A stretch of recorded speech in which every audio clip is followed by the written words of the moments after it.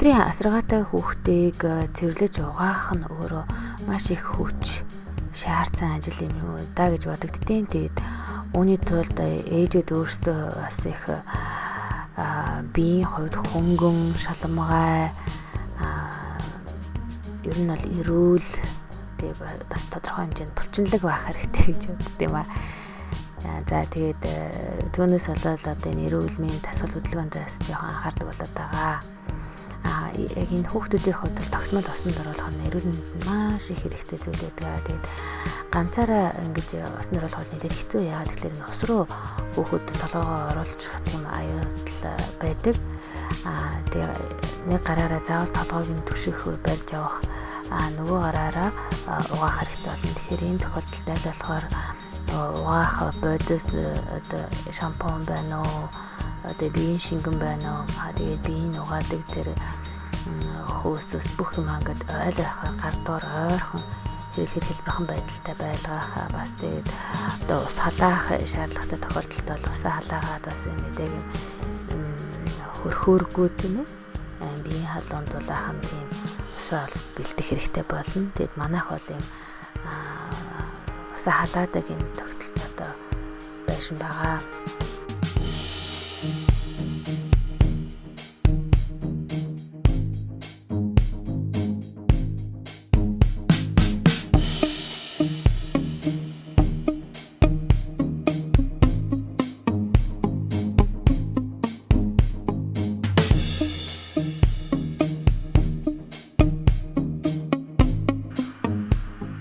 Одоо сольж байна.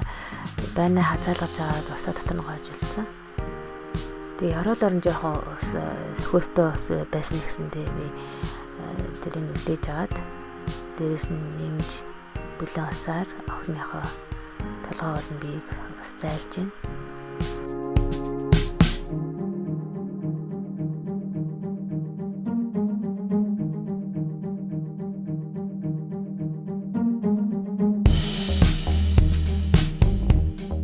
За охин байнаас гарах бол бас нэлээд яригтай байдаг учраас алчаараа бэлдэж чагаад өгөөд гаргадаг. Ер нь л ганцаараа хийдвэл яг ажиллаа.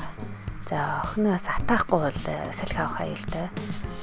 Том өрөөндөө юм завсрын хөрөө байгаа. Унтны өрөөр орохоос өмнө атаачаа. Тэгээ унтны өрөөндөө одоо энэ наранд дулаацуудад бэлдчихсэн.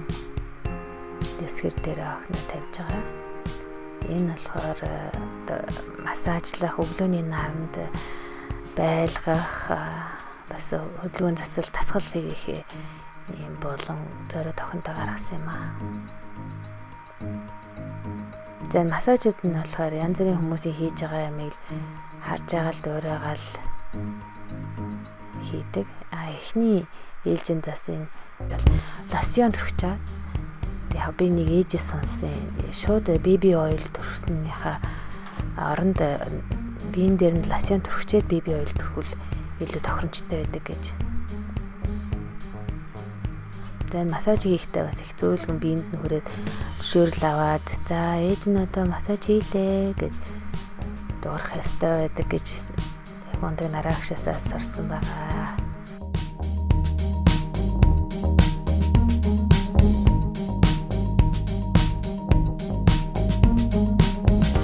За одоо энэ үлээр беби ойлоор дараагийнх нь давхаргаа хийж байна.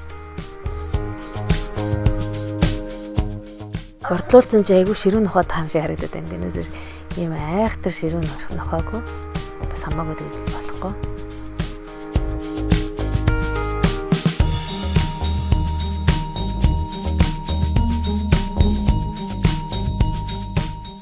За ингээд ийм хөдөлгөөний дутагдaltaйгаа хүүхдэд бол биеийг нь хөдөлгөх, арсанд нь шүргэлзэх ингээд массаж хийх маш хэрэгтэй байна. Тэгэхээр болж игэл гэртээ бас нэг юм тогтмол байнга охиндоо мөхүүдэд зориулсан булантай байвал их тохиромжтой.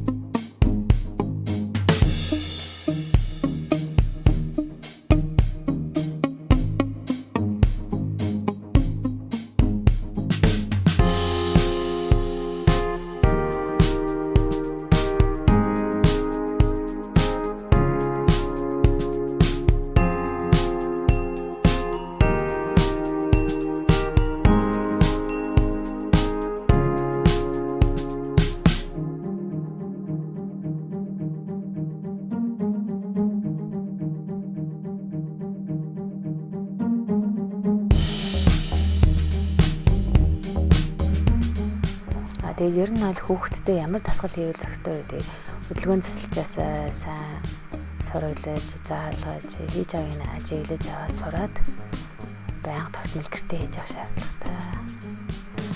Өвдгөн дээр бол ерөөсөө дарж огт болохгүй. Өвдгөн дээр дарах юм бол өвдгнээс хамаагүй бацах юм бол гэмтэл чул хаяалтай. Тэгээд би энэ өвдгөний дээд хэсгээс барьж байгаа шүү.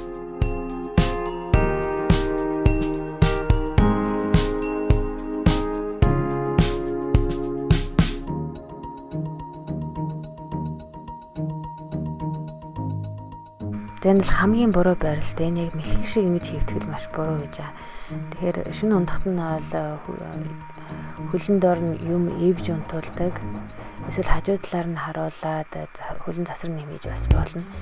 Тэгэхдээ яг охины хувьд болохоор хажуу талш нь харуулахаар бас памперсны хажуугаар шээс нь гоожч хаяалтай. Тэгээд ер нь өөрийнхөө хүүхдэд тохирсон байдлаар зөв оновчтой унтуулж хөвшүүлэх нь их чухал байгаа.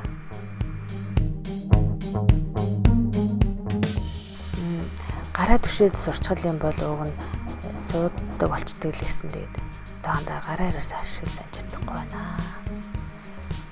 Тэгээд энэ булчингийн суулралтай учраас нуруу нь бол их мөрөө байгаа. Тэгээд тархины гэмтэл нь өөрөө тэгших юмгүй учраас баруун талынх нь булчингууд нь нэлээд арай сул байдаг. Тэгээд мөрөө байдаг.